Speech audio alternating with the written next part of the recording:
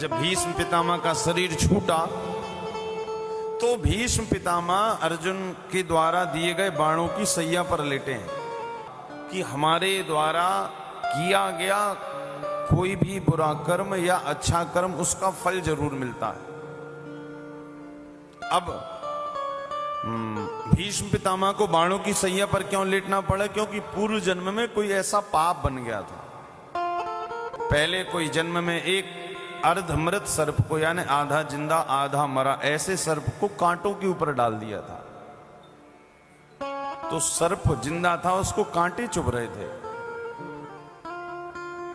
तो सर्प की योनि में जो था उसने उसी समय मन से श्राप दे दिया कि जैसे मैं तड़प रहा हूं भीष्म पितामह, ऐसे एक दिन एक जन्म में आपको भी तड़पना पड़ेगा।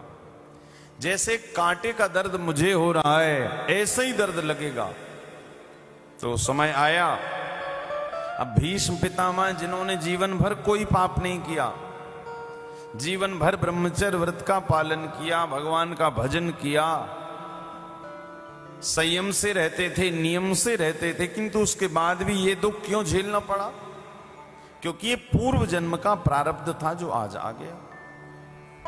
मैंने कल भी कहा था आपको कथा में कि हमारे जीवन का कष्ट मिट तो नहीं सकता, किंतु उस दुख के कारण, उस कष्ट के कारण मिलने वाले ताप का प्रभाव कम हो जाता है यदि हम भगवान से, कथा से, धर्म से जुड़े रहते हैं।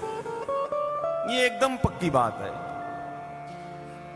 भीष्म पितामह जिनके इष्ट स्वयं कन्हैया, किंतु उसके बाद भी बाणों की सैया पर लेटे।